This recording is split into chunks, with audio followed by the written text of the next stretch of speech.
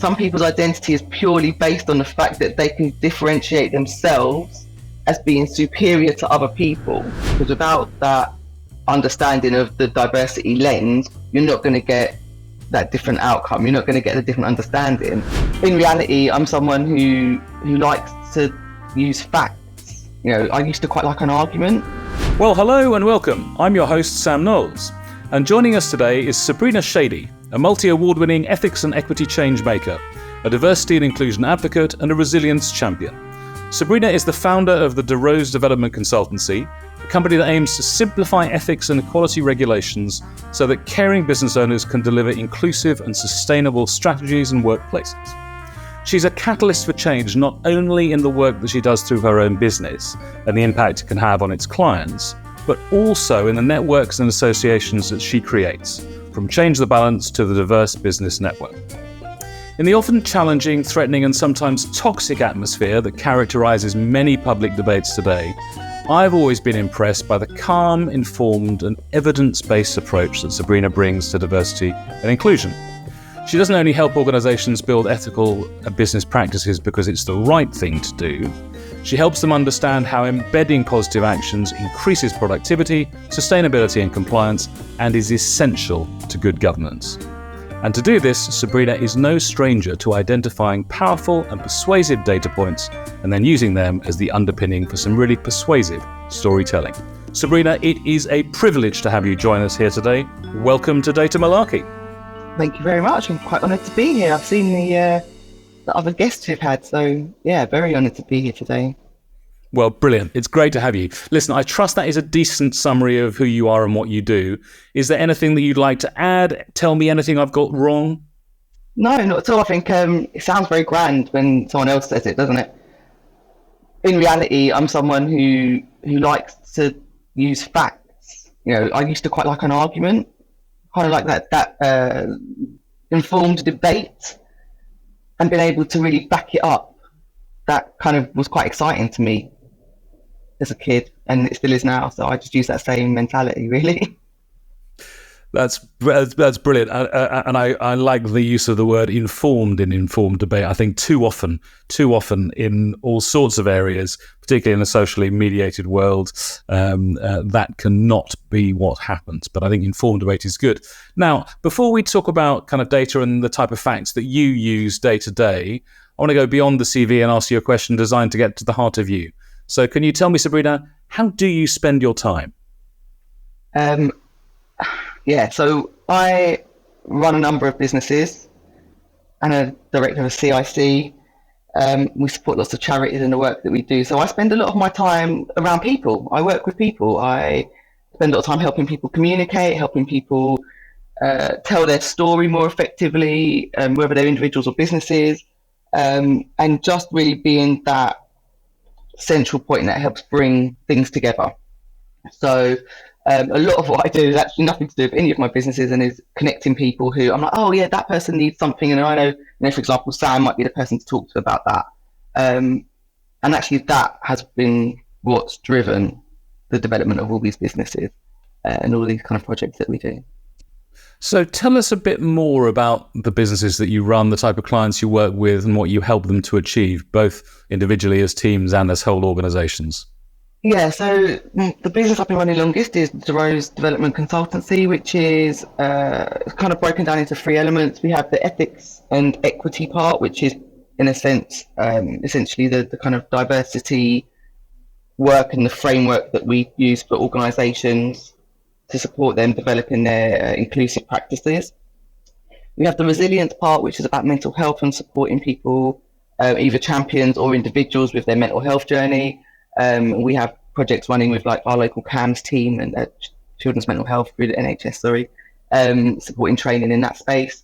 And then we have the D'Rose development area, which is sort of CPD training and online access for sort of career progression stuff. Across those areas, there's lots of intersections. So our equality, diversity and inclusion program always includes a little bit of mental health and wellbeing because you can't have one without the other. I'm also a director of a CIC called Change the Balance, which is about training leaders to be more inclusive in their practice. And I'm a founder of the Diverse Business Network, which is, as it says, a network of diverse businesses where we support businesses who are led by diverse individuals to overcome a lot of the barriers that the socioeconomic stratosphere currently presents for somebody who maybe has a disability, or somebody from a minoritized group in terms of historical disparities and inequalities. And we help them overcome that by working with some of the really big names in entrepreneurship and in business management, working with NatWest, or working with British Business Bank, or working with a university, and we help put them in touch with people that help them overcome those barriers. So it's kind of a pincer movement, the small businesses and the big organisations. So I've worked with like NGOs and universities to try and bring the gap between the two much smaller. And that's so it sounds like you're completely agnostic about who you work with in terms of businesses, universities, charities, government departments, and so on and so forth. These are D&I issues that are relevant clearly across the board. They're not necessarily better in academia or worse in business, but that there is room for improvement right across the board, right? Across the board, yeah, absolutely. And I think we choose who we work with based on the reach more often than not. So I work with NGOs, I work with charities, they have massive reach. I work with universities because they have massive impact, not just in terms of numbers of people, but in terms of if you can get a really good baseline of best practice in one university, you will see it trickle down through all the other universities. That's how academia works. They all pinch from each other, and by working with one, you can actually influence many. So we choose our partners and our clients based on reach and impact. That's a brilliant position to be in. My wife and business partner runs a consultancy that specialises in the real world impact that academics can have. And I think it's really interesting how business has lagged behind. I mean, even driven by the profit motive, business has lagged behind academia and has so much to learn from academia. And I love you talking about them kind of pinching from here and there. But I think that focus that there's been, this 7-yearly research excellence framework, which divvies up the money that the government's going to give for research, that has had a profound effect and has meant that academia is, in many senses, leaps and bounds above business, which I think business has still got a huge amount to learn from academia, and probably, but I'm absolutely vice versa as well in terms of kind of commercialization of social science. But that's really interesting to hear your experience of academia there. Now, look, you talked about liking facts, liking an argument, having an informed debate. Tell us what role does data play in your day-to-day work? So we use a lot of research that's out in the world, particularly around how protected characteristics, which are the 9 elements identified in the Equality Act, have an impact, usually detrimentally, for people trying to make their way in the world. So, somebody who, like myself, for example, I've got ADHD, I'm a black woman, UK-born black woman. How does those two things interact with my ability to achieve in a particular outcome, whether it's your career or your education or your health? And all of those different elements have an impact in your ability to be employed, and it's understanding those nuances and how they impact us as an organization. So if I'm running a charity and I want to be, I want to support my staff to be more inclusive, I want to make sure we're meeting our diversity goals and targets. I don't like quotas. I don't think they work. I think they're very tokenistic. But in terms of how do we support the people we already have and how do we engage the people who we're maybe missing, we can look at that data. We can go, okay, where's your baseline? Who have you got in your organization now? How does that reflect the demographic where you work? Whether that's your location or the type of people you're trying to engage. If you're a mental health charity, what's the demographic that you're trying to achieve and where are you right now? The data allows us to see what the baseline is. But the data also allows us to project then where we want to get to. And the existing research allows us to determine what the steps are. So we use data in lots of ways, and we analyze it in ways, and we have quite a few people sort of say, oh, well, if you just gather the data, we'll take it back in-house and we'll analyze it ourselves. And it doesn't quite work like that, because without that understanding of the diversity lens, you're not going to get that different outcome. You're not going to get a different understanding, because if you do what you've always done, you're going to get what you've always got.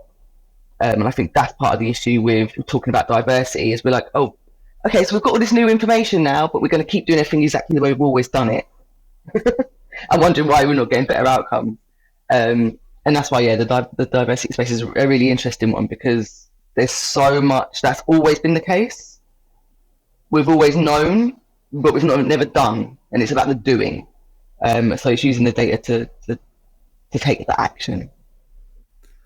I think you hint at some of the challenges that you face in sort of making sure that the data is useful to you.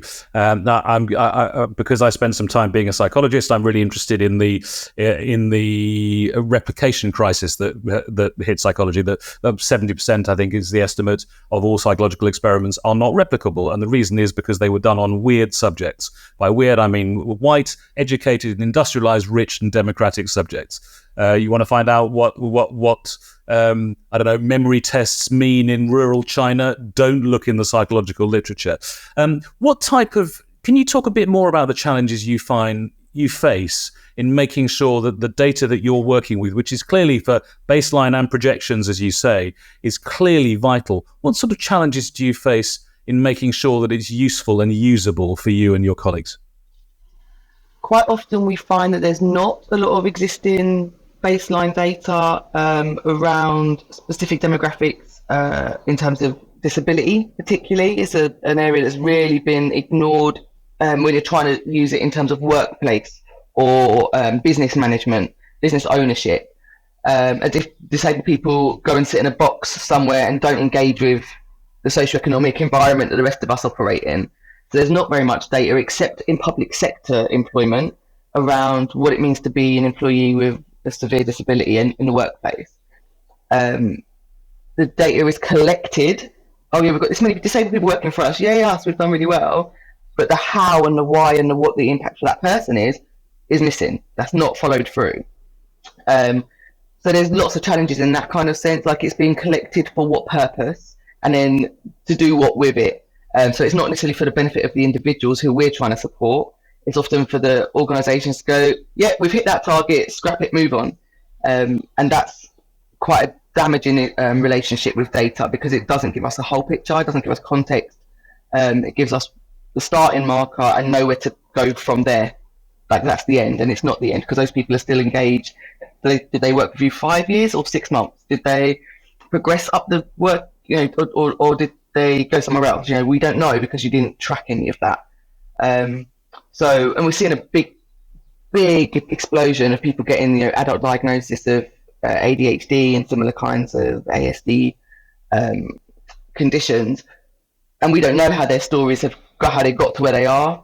So that piece of research and that data is going to be coming out, I think, in the next sort of 3 to 5 years, and it's going to be potentially game changing about how we interact with people and how we perceive disability, particularly around what would be considered maybe learning disorders or mental disorders previously.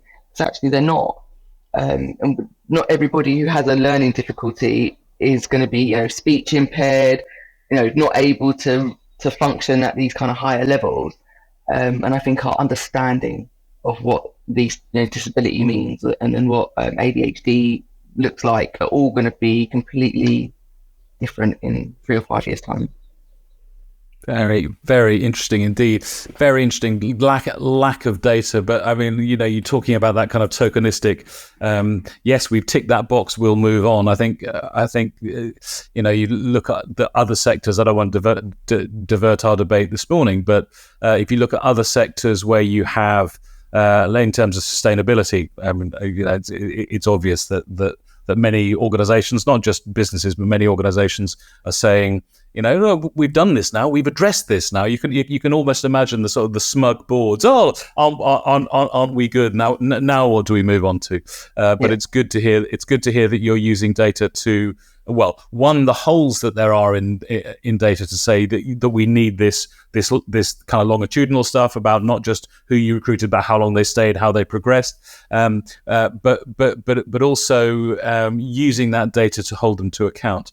Now, look, the areas in which you work quite clearly are not without disagreement and controversy, because they represent, it's not new, but an equitable way of looking at the world. They can be challenging if you're sweeping away generations of sexism and racism and ableism and challenging these entrenched prejudices.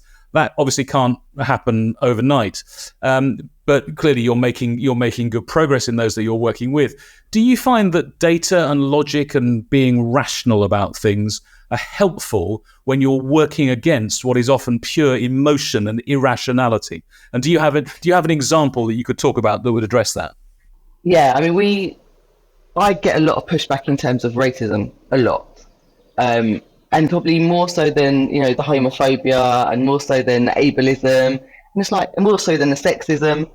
And it's a really interesting one because it's such a conditioning, the fact that we can prove scientifically that race doesn't exist. It's completely constructed, and uses the metaphor for so many other things. You take that away from people and go, it doesn't exist in science. You can't differentiate between the people in that kind of way, that pseudoscience that was presented how many 100 years ago. It puts such an emotional backlash into the conversation, because some people's identity is purely based on the fact that they can differentiate themselves as being superior to other people. And when you take that away, suddenly what are they? Who are they? What does this mean to them now? And I think that's very sad for that individual, but B, very challenging in terms of equality, diversity, inclusion, progression. You can't progress past this person's emotional reaction. So a lot of the work I do, I'm actually cognitive behavior therapist diploma back in my background. So we use cognitive behavior approaches to understanding why we have that emotional reaction and how we can think differently to overcome that emotional reaction to actually move towards a progressive state of affairs, rather than getting caught up in that really defensive, I don't have white privilege because I'm a poor white person. And you're like, now you're in your white kind of fragility conversation, and none of that is helpful. None of that is conducive to learning. None of that is, about community or moving forward. That's all about me and mine and protecting. So if we can move past that and talk about the ecosystem, talk about how you can use that privilege and open doors for other people, how you can leverage it to empower those around you, we can step away a little bit from, this data hurts my feelings, to, this data is insightful. How do I kick open the barn doors and make space for everybody here? And you turn everybody into that empowered ally, rather than a sort of hurt little child in the corner sulking because their favourite toy has just been torn apart or whatever. I think that's a brilliant use of. I would never have been, because until, even though I know some of what you do, I would never have thought you would use CBT techniques in order to address that specific challenge. I think that's an absolutely fantastic description of how you're applying those techniques, because presumably you're facing these individuals who've been challenged perhaps in this way already by their organization, and the traditional approach has been to not to try and foster a sense of, for God's sake, get over that guilt or that white privilege, but actually using the tools and techniques of CBT to do that is brilliant. So I'm really interested, Sabrina, you talked there a little bit about moving towards insight, and I've got this definition. It's just my way of looking at the world, that says that insight is profound and useful. It's profound because it allows us to say, kind of, so what, this is what the data mean, and it allows us to do the much more useful things of saying, now what, this is what we should do as a result, exactly as you were just discussing when you're talking about the application of CBT. How do you, with the data that you're using, how do you extract genuine insight to move people in order to do something useful with that? What's your approach for that? I suppose for us it's about making it resonate with that individual or with that group. So being able to draw the links for them. Why does this mean something for you? Why is this relevant to you in your ecosystem, in your challenges, in your aims as an organization? How do we link this back to your values? And to be fair, like I say, when we choose our clients and our partners, we do try to align values, because we think without that set of ethical values at our core, it's really hard to work with somebody whose values are so opposite to yours. So having worked in organisations where values definitely don't sit comfortably, and I've had to step away, we do work really hard to make sure that the values work very much with the program that we're delivering. So we will take time and align our framework and show. We have a mapping document that we use that shows how the organisational values sit within our framework and where the action points need to be to kind of make sure that there's no gaps in terms of like a gap analysis that allows them to see where those things play out. I was literally talking to a charity on Friday, and they're an LGBTQ plus, primarily charity, and over time they've acquired other smaller charities that it's all about mental health, but primarily for LGBTQ plus individuals, and that was very much their employee stakeholder group as well. Down the line, have taken on a lot of charities that were Black-led organisations, so they've got this mix, but it's never actually been organised in a way, so that the cultural difference between those sets has had some problems and caused the charity a lot of issues. So I was pitching how we would help them, and one of the things that's really important is about how those individuals are listened to. So putting together like an affinity group that allows that voice or those voices to actually feed into the organisation, and for the organisation to have an accountability line that says, we're not just going to listen and ignore you, we're going to guarantee that we're going to take some kind of action towards including that voice. And I think we hear in diversity section a lot about belonging.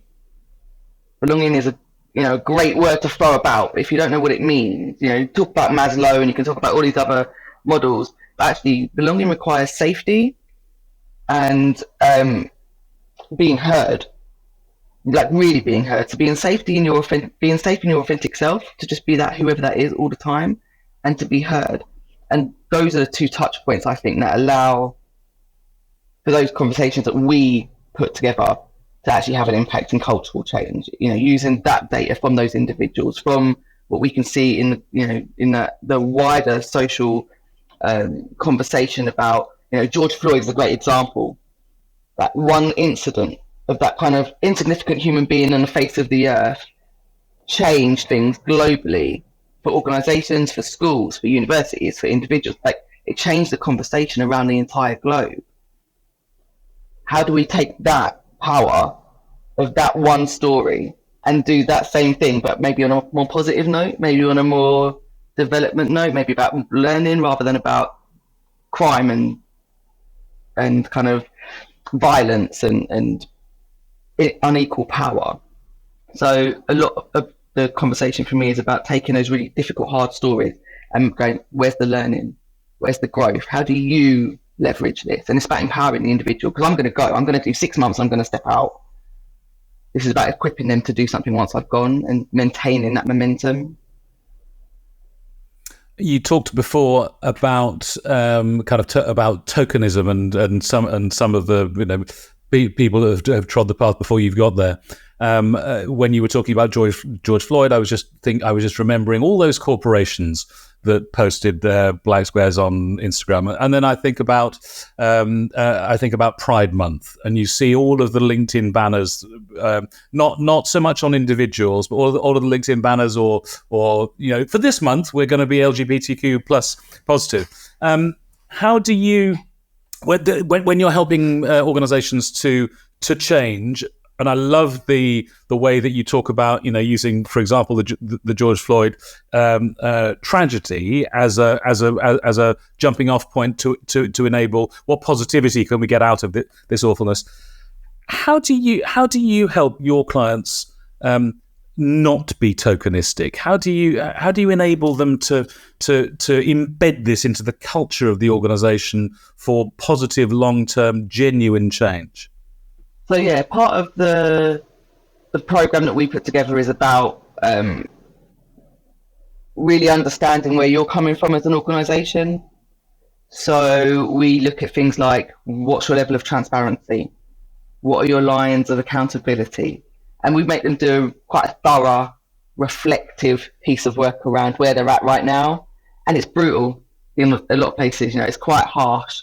So a big NGO charity I've been working with for the last sort of just over a year have a really difficult and uncomfortable past in the fact that their founder, one of their founders, was openly a member of the British Fascist Party back at 70 plus years ago. But now they're trying to promote diversity. How do you overcome that? That's data that can ruin you. And the way you do it is by getting ahead of it and owning it and going, yeah, we recognize this as our history. We recognize that the person that founded us on these principles doesn't align to where we are and who we are now. And the power in that is that we've been able to take what they established and diversify it and do something completely different with it, but with that same value about the care we have for the environment. We just want to now extend that to care about people as well. And I think owning the narrative and taking that control back is really important. I think it's exactly the same in terms of, I was a youth worker to start with. I was an educator and a youth worker. I came into that because my brother got stabbed by members of the BNP. I could have gone inward and been, devastated and quite rightly so. I'm not taking away from anybody that has their reaction. But for me, I was like, no, I'm not having this. I need to go out and change this so it doesn't happen for somebody else. So some other families where we are right now. That outward thinking that, okay, I'm going to own this part of the story and I'm going to use it as exactly what you said, like a jump off point. This is my trampoline to move to the next part and to share that story outwardly. And that information and that story and that personal experience has allowed me to actually build a 20-year career in the diversity industry, which didn't exist. But in 2005, my job title was Youth Inclusion Worker, before inclusion was a thing. So I've been doing this a really long time, and I feel the most powerful bit is where we take the real life story and we then share it outwardly and go, okay, so this is what happened, and this is why, and this is what we do it differently. And I think for organisations, that's just as important. You may have a really uncomfortable origin story, but if you watch any of the kind of superhero movies coming out, that's what makes it either a great hero or a great villain, having that story and owning it and recognizing the power that it gives you.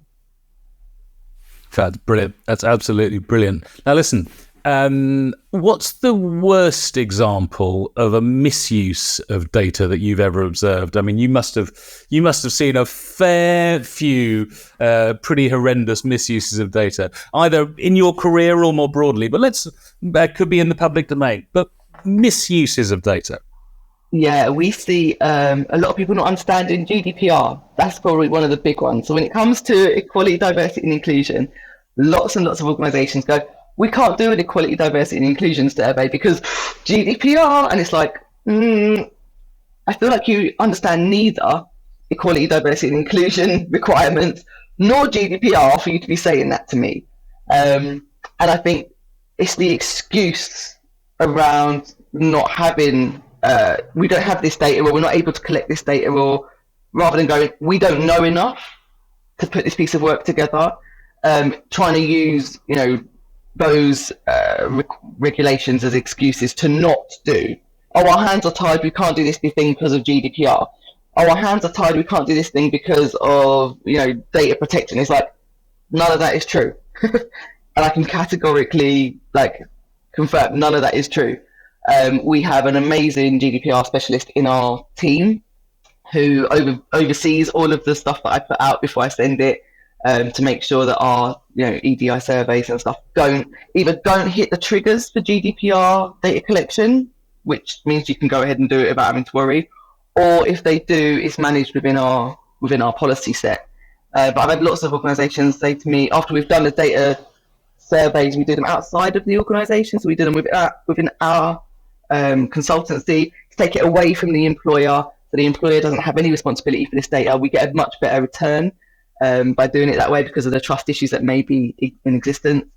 And then the organisation tried to take the data off us and like, no, we want our data back. And it's like, it's not your data. It belongs to us because they're our employees. No, that's not how it works. The data belongs to them and they have an agreement with us. It's completely separate to our agreement with you.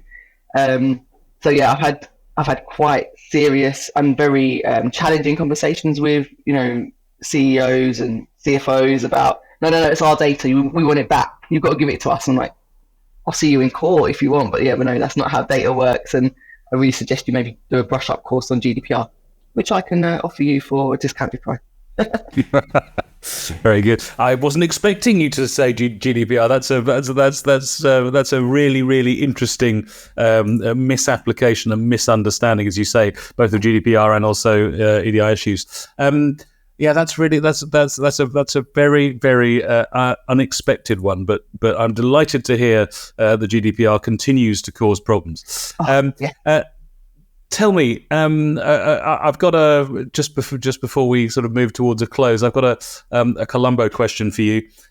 Really, is there any way that you work with data? Is there anything that I haven't asked you that I should have asked you about the way that you work with data? I don't know about should have.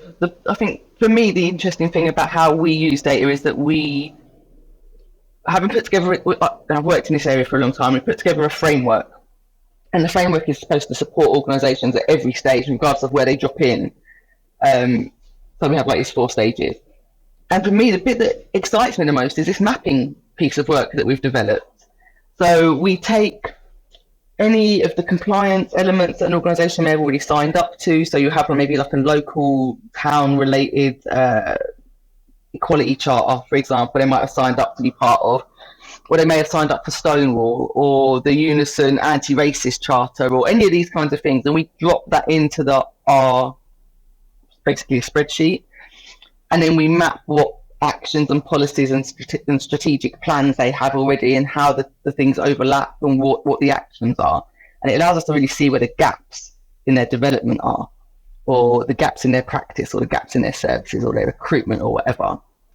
And for me, that's a really exciting piece because I love the way that we can bring all of these different bits of data into one place, and it helps us see where we are right now and actually understand where we want to get to and how, what the gaps are that are going to allow us to get there.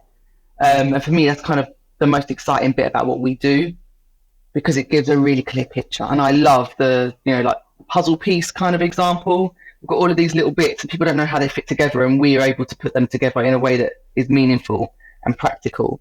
And gives us a result. It's not just like, tick box, we've done a review, we've done a survey, put it in the bin or put it on the shelf and forget about it.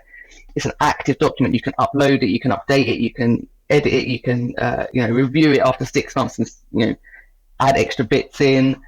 And for me, that's the exciting bit. Being an educator at heart, it's a real growing tool that helps people move from this stage to that stage. And we plan it for 5 years. So it's it's got longevity, long past when we stop working with the organisation. That's a really thrilling example of turning data into insight, and insight having genuine impact on the organisations that you're working with. Now, tell me, you don't have to have any, but do you have any questions for me? I don't think I do. I mean, I love the conversations that we have every time we come about it, and I always I'm reminded of the bits in your book. For me, I think the conversation that I would probably have outside of this is the impact of science fiction and fantasy on real life social commentary. So my example would always be Terry Pratchett, but also Star Wars, as I'm currently reading one of the Shadowhunter book, which is so interesting, the social demographics that are discussed in it. And for me, that kind of, especially how it links to ethics, when you're talking about these kind of projections, and people can see in in space, in this galaxy far away or whatever, how the discrepancies are so unfair, and the levels of poverty and luxury and stuff. But when you try and get them to use that same critical thinking in real world terms, they're suddenly like, oh no, it's not the same thing, that's made up. And it's like, but it's trying to tell you something about the real world experience. And I notice in your books there's often a little, Star Wars reference or a little other kind of outside of this kind of data conversation.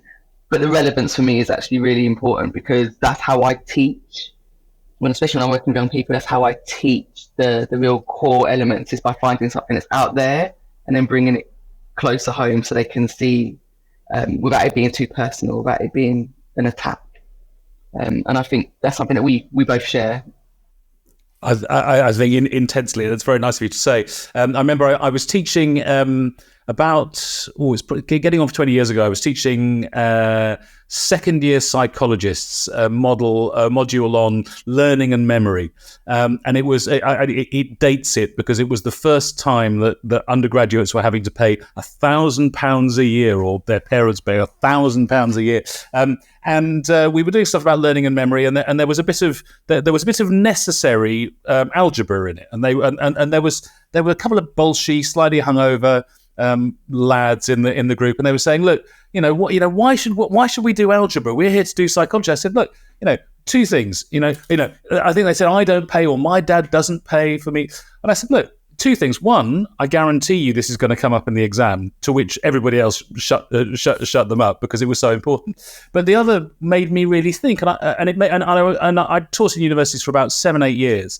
A lot of statistics towards the end, mostly because that was so gratifying, because people would cry with happiness when they could see what they had to do. But also literally hugs, extraordinary. Oh, I can't believe we worked. No, but on the topic based ones. So it made me think. It's partly because I've got a butterfly mind and I'm a squirrel. And if there's I don't know if there's a reference from this movie or a reference from this. I think it helps. I think we definitely share that. But for that, say, when I taught that again the next year, I started off with an episode of The Simpsons in which Lisa, it's a brilliant episode. I'll put it in the show notes. It's so good. Lisa proves through a school science fair project, that her hamster is more intelligent than Bart. But she does this using the principles of classical conditioning, which is what I was trying to teach. And then the other thing I did was to show them. Not everybody enjoyed this, and I might not get away with this these days. I showed them a scene from Kubrick's The Clockwork Orange, where Alex is being conditioned against ultraviolence, and it was just, it was the principles of classical conditioning. It was quite a brutal way to start a 9 a.m. on a Friday morning seminar, but it certainly got their attention. No, I think I'm a real. I mean, partly because. I use this with a very small d diversity, but diversity of stimulus or of input can make people reappraise things in ways that they hadn't before. And it's not just that I'm a kind of trivial person who likes to watch The Simpsons and A Clockwork Orange. Brilliant. Now listen, Sabrina, it's been a fantastic discussion. I've absolutely loved it. Tell us, where can our listeners, our viewers, find out about what you do and what you're up to online, in social media? Where's the best place to find you? So I am I think the word that's been used to me before is prolific on LinkedIn. I'm sure it's meant as a compliment. Sabrina Shadie, searched on LinkedIn, you'll find me. Alternatively, D'RoseConsultancy.com, you'll find our website. We generally, those two are the best spaces to get hold of me. Go and enjoy the LinkedIn posts and engagement that we have. We have, obviously there's a number of other businesses, the Diverse Business Network you can find, and Change the Balance, and all of these other great projects that we're involved with. The bottom line is it's about people and fun, and anywhere you find that, I'll probably be lurking around somewhere. Thank you so much for your time, Sabrina. Thank you for sharing your approach to the way that you use data smarter. I think it's fair to say if there were only more people with your pragmatic approach and your fun-driven approach, but evidence-based approach, there'd be very much less malarkey in the world of diversity and inclusion, and rather more data-driven common sense. Sabrina Shadie, thank you so much for being here. Thank you. Thanks so much for listening to Data Malarkey, the podcast about using data smarter. To find out what kind of data storyteller you are, why not take our data storytelling scorecard? It takes just 2 minutes to complete and will give you a personalized report right away. Visit data-storytelling.scoreapp.com or follow the link in the show notes.